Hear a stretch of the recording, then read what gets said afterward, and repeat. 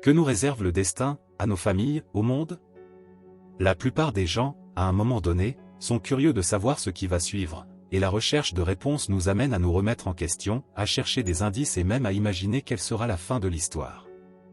Et c'est précisément de ce mystère dont parle l'un des livres les plus intrigants de la Bible, l'Apocalypse. Un livre plein de symbolisme et de messages énigmatiques. Laissez-moi vous présenter l'auteur, John. Il n'était pas n'importe quel homme, mais l'un des plus proches disciples de Jésus, celui qui, lors de la dernière scène, eut l'honneur de poser sa tête sur la poitrine du Maître. John, comme beaucoup d'entre nous, portait dans son cœur le poids de l'incertitude, la douleur de la perte et l'angoisse face à un avenir imprévisible. Vous qui avez déjà traversé des moments difficiles, qui vous êtes senti perdu, qui vous avez remis en question le sens de la vie, savez exactement de quoi je parle, non? La vie de Joao, comme celle de toute personne, a été marquée par des hauts et des bas, des moments de joie et de tristesse, de paix et de tempête.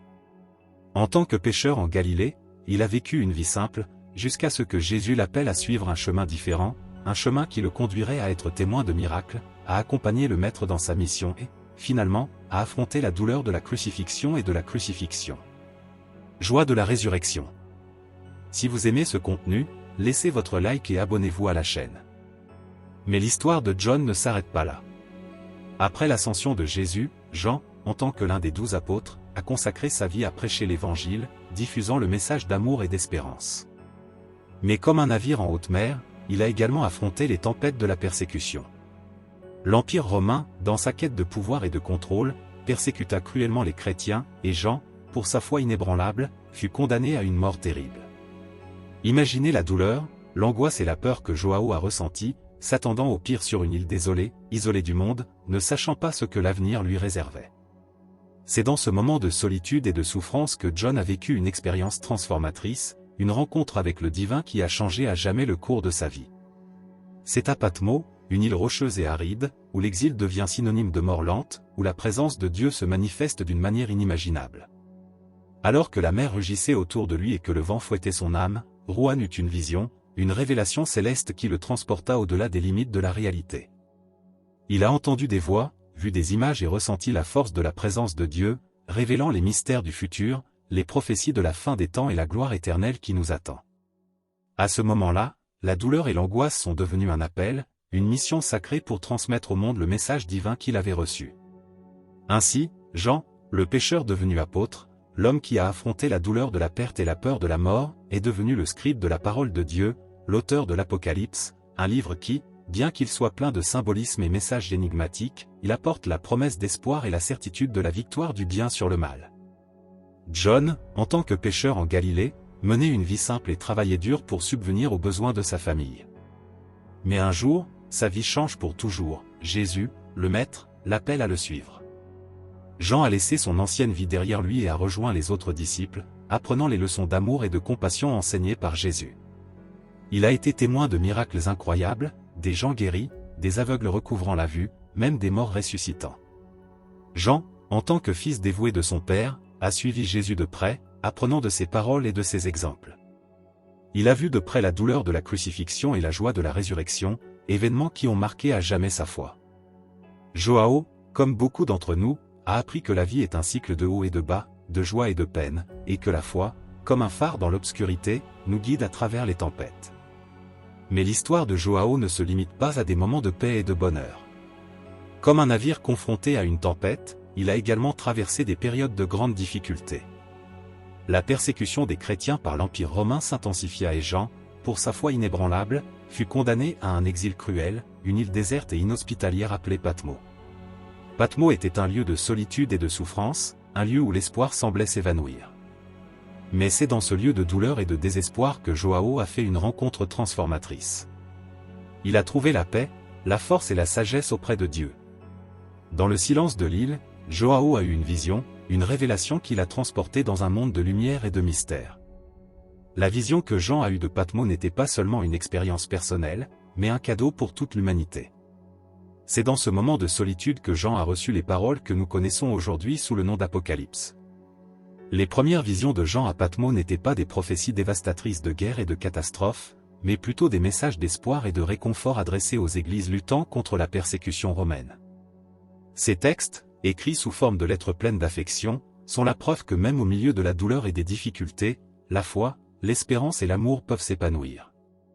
Imaginons une communauté de personnes qui, en raison de leur foi, subissent le rejet, la discrimination et la persécution. Imaginez la peur qui saisit leur cœur, l'insécurité qui tourmente leur vie, l'angoisse qui les opprime. C'est dans ce contexte que Jean, avec la puissance du Saint-Esprit, écrit des lettres aux 7 églises, des messages qui apportent du réconfort, des conseils et, surtout, la promesse que Dieu est avec elles, même dans les moments les plus difficiles. Chacune des lettres est une conversation individuelle, une conversation intime entre un père aimant et ses enfants. Jean, avec la tendresse d'un ami et l'autorité d'un prophète, ne cache pas la réalité de la situation, mais, en même temps, il réaffirme la présence de Dieu au milieu de la souffrance. Il évoque les défis auxquels chaque Église est confrontée, les erreurs qu'elle commet, mais vante également les vertus dont elle fait preuve, les dons qu'elle possède et la force qu'elle porte. Chaque lettre est un baume pour l'âme, un câlin de réconfort et un mot d'encouragement pour ceux qui luttent. C'est comme si Jean disait, « Je sais ce que tu traverses, mais Dieu est avec toi. Il ne t'abandonne pas, il te fortifie. Il t'aime. Il te guide. » À Éphèse, Jean mentionne la persévérance de l'Église, son dévouement au travail et son amour pour la parole de Dieu. Il les loue pour leur foi, mais les met aussi en garde contre le danger de la froideur spirituelle et les invite à retrouver l'amour et la ferveur du commencement. À Smyrne, l'Église est confrontée à la pauvreté et à la persécution, étant menacée de mort. Jean les encourage à rester fermes dans leur foi, à ne pas céder à la peur et à faire confiance à la promesse de vie éternelle de Dieu. À Pergame, l'Église est tentée de compromettre ses valeurs en raison de l'influence de faux prophètes. Jean les condamne pour leur tolérance à l'erreur et les met en garde contre le danger de l'apostasie, leur demandant de parcourir à nouveau les chemins de la vérité. À Thyatire, l'Église est affligée par la présence de personnes qui pratiquent le péché et influencent les frères. Jean les met en garde contre le danger de tolérer le mal et les invite à se tenir à l'écart de quiconque s'écarte des enseignements du Christ. À Sardes, l'Église est présentée comme une Église morte, pleine de faux prophètes et sans ferveur spirituelle. Jean les invite à se réveiller de leur sommeil spirituel et à raviver leur foi en Dieu. À Philadelphie, l'Église est louée pour sa foi inébranlable et sa persévérance face à la persécution. Jean les exhorte à persévérer dans la foi, à rester fermes dans la parole de Dieu et à avoir confiance dans la promesse de la vie éternelle. À Laodicée, l'Église est présentée comme une Église froide, sans ferveur, sans amour et sans foi. Jean les invite à abandonner la froideur et à se laisser transformer par le feu de l'amour de Dieu. Les lettres adressées aux 7 églises sont un message d'espoir pour ceux qui luttent, un appel à l'action pour ceux qui dorment et une étreinte de réconfort pour ceux qui souffrent. Il nous enseigne que la foi, l'espérance et l'amour peuvent prospérer au milieu des tempêtes et que Dieu est toujours avec nous, même dans les moments les plus difficiles. Après les lettres aux 7 églises, la vision de Jean s'élargit, il est transporté dans un lieu d'une majesté et d'une gloire incomparables. Le ciel s'ouvre et contemple le trône de Dieu, la demeure du Créateur, la source de toute existence. Imaginez une lumière si intense, si rayonnante, qu'elle éblouit les yeux, une beauté qui transcende l'entendement humain. Le trône de Dieu est décrit comme une explosion de couleurs et d'éclats, une représentation de la pureté et de la sainteté divine. L'image du trône est une image de la souveraineté et de la puissance de Dieu, mais aussi de sa miséricorde et de son amour. Autour du trône, Jean voit 24 anciens, vêtus de blanc, symbole de pureté, et couronnés d'or, représentant la gloire et la récompense éternelle. Ils représentent l'Église de tous les temps, la communauté des croyants qui, tout au long de l'histoire, ont adoré et servi Dieu. Au centre de cette vision glorieuse, Jean voit un autre être inexplicable, l'agneau. L'agneau, dans son humilité et sa faiblesse, est l'image de Jésus, le sauveur de l'humanité, celui qui a versé son sang sur la croix pour libérer l'homme du péché et de la mort. L'agneau est décrit comme sacrifié, avec 7 cornes et 7 yeux, symbole de puissance et d'omniprésence, de perfection et de sagesse. Il est le vainqueur du mal, celui qui a vaincu la mort et la damnation. Au trône de Dieu, l'agneau est le roi et le prêtre, le prophète et le juge. Il est la manifestation visible de la présence de Dieu dans le monde, la preuve que l'amour de Dieu est plus grand que tout mal. La vision du trône de Dieu et de l'agneau est un éclair de gloire éternelle, une promesse de paix et de bonheur pour ceux qui croient en Dieu. C'est une confirmation que Dieu est puissant, juste et compatissant, et que son amour est capable de transformer la vie de toute personne. Cette vision révèle la beauté et la majesté du royaume de Dieu, un lieu de paix, d'amour et d'harmonie, où il n'y a ni souffrance, ni douleur, ni mort. C'est un lieu de gloire éternelle, où Dieu règne avec justice et amour. Cette vision est une source d'espoir et de force pour tous ceux qui croient en Dieu. C'est la preuve que Dieu est fidèle à sa promesse et que son amour nous guide à travers toutes les difficultés. Après avoir contemplé le trône de Dieu et l'agneau, Jean, tel un voyageur en quête de réponse, reçoit une nouvelle vision, un livre scellé de 7 sceaux, qui représente le décret divin pour l'avenir, un avenir encore en suspens. Cette vision, pleine de symbolisme et de mystère, représente la souveraineté de Dieu sur le temps et les événements de l'histoire.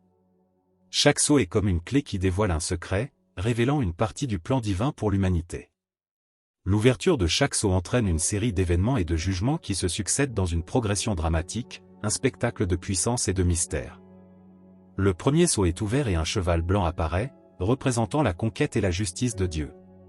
Cependant, c'est une réalisation qui peut être interprétée de différentes manières, à la fois comme l'action juste de Dieu contre le péché et comme l'oppression et la violence qui marquent l'histoire de l'humanité. Le deuxième sceau est ouvert et un cheval rouge apparaît, représentant la guerre, l'effusion de sang et la souffrance humaine. La guerre est un fléau qui frappe l'humanité depuis la nuit des temps, et cette vision nous rappelle la douleur et la destruction que les conflits apportent au monde. Le troisième sceau est ouvert et un cheval noir apparaît, représentant la faim, la pénurie et la misère. La faim est un problème auquel l'humanité est confrontée depuis des siècles, et cette vision nous rappelle la douleur et la souffrance que le manque de nourriture apporte au monde. Le quatrième sceau est ouvert et un cheval pâle apparaît, représentant la mort, Hadès et les diverses formes de souffrance et de destruction. La mort est un mystère qui hante l'humanité depuis la nuit des temps, et cette vision nous rappelle la fragilité de la vie humaine et la nécessité de se préparer à l'inévitable. Le cinquième sceau est ouvert et Jean voit les âmes des martyrs tués pour leur foi, criant justice. Cette vision nous rappelle les persécutions auxquelles l'Église a été confrontée tout au long de l'histoire et nous invite à honorer la mémoire de ceux qui ont donné leur vie pour leur foi. Le sixième sceau est ouvert et le monde est secoué par des tremblements de terre, des éclipses solaires, des étoiles filantes et l'effondrement du ciel. Cette vision représente le jugement final de Dieu, un moment de destruction et de renouveau, un tournant dans l'histoire humaine. Le septième sceau n'est pas encore ouvert, car il représente la fin des temps, le jugement final et l'arrivée du royaume de Dieu. Cette vision nous rappelle la souveraineté de Dieu, son plan parfait pour l'avenir et l'espérance qui nous est offerte. Les sceaux de l'Apocalypse sont des messages énigmatiques qui nous invitent à réfléchir sur le rôle de Dieu dans l'histoire, à comprendre la complexité des événements qui surviennent dans le monde et à avoir confiance en sa souveraineté. Après la révélation des sceaux, Jean est amené à un nouveau niveau de compréhension, une expérience qui le place devant la puissance et la justice de Dieu, se manifestant à travers un son terrifiant, le son des trompettes. Imaginez un son qui vous secoue les os, qui résonne dans les cieux, qui annonce un changement imminent, un jugement divin sur l'humanité. Les trompettes de l'Apocalypse ne sont pas un instrument de guerre, mais une annonce de jugement, un appel à la repentance, une opportunité pour l'humanité de se tourner vers Dieu avant qu'il ne soit trop tard. Le premier coup de trompette est comme un rayon de soleil qui enflamme la terre, provoquant des tempêtes de grêle, de feu et de sang, qui détruisent la végétation et laissent une traînée de dévastation. Cette vision nous rappelle les plaies d'Égypte, époque où Dieu démontrait sa puissance sur la nature afin de libérer son peuple de l'esclavage. Le deuxième coup de trompette est comme une montagne de feu se précipitant vers la mer, transformant ses eaux en sang et tuant la vie marine. Cette vision nous rappelle l'impact dévastateur de l'action humaine sur l'environnement et nous met en garde contre les conséquences de la négligence de la création de Dieu. Le troisième coup de trompette est comme une étoile tombée du ciel qui pollue les eaux douces avec un poison amer, provoquant la mort de nombreuses personnes. Cette vision nous rappelle l'importance de l'eau pour la vie et nous met en garde contre le danger de la pollution, la négligence des ressources naturelles et la destruction de l'environnement. Le son de la quatrième trompette est comme une éclipse solaire qui éclipse le soleil, la lune et les étoiles, provoquant l'obscurité et le désespoir sur la terre. Cette vision nous rappelle l'importance de la lumière pour la vie et nous met en garde contre les conséquences du péché, de l'ignorance et de la peur qui assombrissent le chemin de l'humanité. Le cinquième coup de trompette est comme le lâcher d'une armée de sauterelles démoniaques, qui apporte souffrance et tourment à ceux qui n'ont pas le sceau de Dieu sur le front. Cette vision nous rappelle la réalité du jugement spirituel, de la lutte contre les forces du mal qui tentent de nous éloigner de Dieu. Le sixième coup de trompette est comme la libération d'une armée de cavaliers démoniaques, qui tue un tiers de l'humanité avec le feu, la fumée et le soufre. Cette vision nous rappelle la dévastation que le péché apporte au monde et nous met en garde contre les conséquences de la rébellion contre Dieu. Les sons de trompette sont une série d'événements catastrophiques qui préfigurent l'arrivée du jugement de Dieu. Mais en même temps, il constitue un appel à la repentance, une opportunité pour l'humanité de se tourner vers Dieu et de rechercher son pardon. Il nous rappelle la nécessité de vivre dans la justice, d'honorer Dieu et de prendre soin de la création. La vision des trompettes nous montre l'ampleur de la puissance de Dieu et l'importance de la foi en Christ. Cela nous rappelle la nécessité de rester ferme dans notre foi, de rechercher la justice et de nous préparer pour le jour du retour de Jésus. C'est un moment de réflexion, de repentance et d'espoir. Les visions de Jean, pleines de symbolisme et de mystère, nous amènent à un autre niveau de compréhension de la lutte entre le bien et le mal. Voyez les bêtes, créatures terribles qui représentent le pouvoir du mal se manifestant sur la terre. Imaginez un monde contrôlé par des forces inhumaines, des gouvernements oppressifs, de fausses religions et une société corrompue. C'est dans cette sombre réalité que se révèlent les bêtes, représentant la puissance du mal qui se cache derrière des façades de pouvoir et d'autorité. La première bête est une horrible créature émergeant de la mer, représentant un pouvoir politique et militaire corrompu, une force oppressive qui cherche à contrôler et dominer le monde. Elle est décrite comme ayant 10 cornes et 7 têtes, symbole de pouvoir et d'autorité, et son apparence unifie les éléments du lion, de l'ours et du léopard, représentant la force, la férocité et la ruse. La deuxième bête est une créature qui émerge de la terre, représentant un pouvoir religieux corrompu, une force trompeuse qui cherche à séduire et à contrôler les gens avec de fausses promesses et de faux miracles. Elle est décrite comme ayant 2 cornes comme celle d'un agneau, mais parlant comme un dragon, représentant l'hypocrisie et la tromperie cachée derrière une apparence innocente. La première bête impose son autorité par la persécution, le meurtre et la torture, tandis que la seconde bête séduit les gens avec de faux miracles et des promesses trompeuses. Tous deux recherchent l'adoration et la soumission des hommes, dans le but de contrôler la vie et le destin de l'humanité. La marque de la bête, symbole de fidélité au mal, est imposée à ceux qui se plient à sa puissance. Cette marque représente le choix de se détourner de Dieu et de se soumettre au contrôle du mal. Les bêtes de l'Apocalypse nous rappellent la réalité du mal dans le monde, les dangers qui nous entourent et la nécessité de rester ferme dans la foi. Ils nous invitent à prendre conscience de l'influence des forces inhumaines qui se cachent derrière des façades de pouvoir et d'autorité. La vision des bêtes nous rappelle que la lutte contre le mal n'est pas facile, mais que Dieu est avec nous dans cette bataille. Il nous offre sa grâce, sa protection et sa force pour que nous puissions vaincre le mal et vivre dans la justice. C'est un appel à la vigilance, à la repentance et à une foi inébranlable. La vision de Jean s'intensifie et il est amené à contempler un nouveau et terrifiant jugement de Dieu, les coupes de colère. Imaginez cette bolle, chacun contenant de la fureur divine, prêt à être déversé sur la terre, provoquant dévastation et destruction. Les bols représentent la justice de Dieu, sa réponse à la rébellion humaine, au péché et à la désobéissance. C'est un jugement qui se déverse sur la terre, purifiant le monde du mal et préparant la voie au royaume de Dieu. La première coupe est versée sur le sol, provoquant des ulcères et des douleurs à ceux qui portent la marque de la bête. Cette vision nous rappelle que le péché a des conséquences terribles et que la rébellion contre Dieu entraîne douleur et souffrance. La deuxième coupe est versée dans la mer, transformant ses eaux en sang et provoquant la mort de tous les êtres vivants dans la mer. Cette vision nous rappelle l'impact dévastateur du péché sur la création de Dieu et nous met en garde contre les conséquences de la destruction de l'environnement. La troisième coupe est versée sur les rivières et les sources d'eau, les transformant en sang. Cette vision nous rappelle l'importance de l'eau pour la vie et nous met en garde contre le danger de la pollution, la négligence des ressources naturelles et la destruction de l'environnement. La quatrième coupe est versée sur le soleil, provoquant une chaleur intense qui brûle les hommes.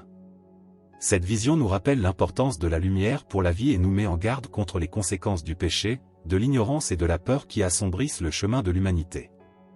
La cinquième coupe est versée sur le trône de la bête, provoquant ténèbres et souffrances dans son royaume. Cette vision nous rappelle la défaite du mal et l'impossibilité d'échapper au jugement de Dieu. Le sixième bol est déversé sur l'Euphrate, asséchant ses eaux et ouvrant la voie au roi d'Orient. Cette vision représente la préparation de la bataille finale entre le bien et le mal, un moment de grande tension et d'attente. Le septième bol est déversé dans les airs, provoquant un tremblement de terre aux proportions gigantesques qui détruit la terre et les villes. Cette vision représente le jugement final de Dieu, la fin de toute chose, une période de grande transformation et de renouveau. Les bols de colère sont un moment de grande tension et d'attente, un moment où Dieu démontre sa justice et sa puissance. Il nous rappelle l'importance de se repentir de nos péchés et de rechercher le pardon de Dieu. C'est le moment de réfléchir aux conséquences du péché et à la nécessité de vivre dans la droiture. Les coupes de colère nous montrent la grandeur de l'amour de Dieu qui, même dans sa justice, nous offre l'opportunité de nous repentir et de rechercher son pardon. C'est un moment d'espoir, car la victoire de Dieu sur le mal est certaine et inéluctable. Après le voyage de Jean à travers les visions de l'Apocalypse, rempli de jugements et de combats, il est emmené dans un lieu de paix et de bonheur incomparable, la Nouvelle Jérusalem, la ville sainte, la maison de Dieu avec l'humanité. Imaginez un lieu d'une beauté et d'une gloire inexplicables, où il n'y a plus de douleur, de souffrance ou de mort. C'est un nouveau ciel et une nouvelle terre, une création renouvelée et parfaite, libre de corruption et de péché. La Nouvelle Jérusalem est décrite comme une ville brillante, avec des murs de jaspe et des portes de perles, une ville d'or pur, brillante comme du cristal. Ses rues sont d'or pur, transparentes comme du cristal, et le fleuve de vie, qui coule de la présence de Dieu, arrose la ville d'une eau vive et rafraîchissante. La Nouvelle Jérusalem n'a pas besoin de soleil ni de lune, car la gloire de Dieu l'éclaire d'une lumière éternelle. C'est la maison de Dieu avec l'humanité, un lieu de communion parfaite et d'amour inconditionnel. Dans la Nouvelle Jérusalem, il n'y a plus ni larmes, ni cris, ni douleur. C'est un lieu de paix, de joie et de bonheur éternel. La présence de Dieu apporte réconfort et espoir, et la vie est une célébration constante de l'amour et de la grâce divine.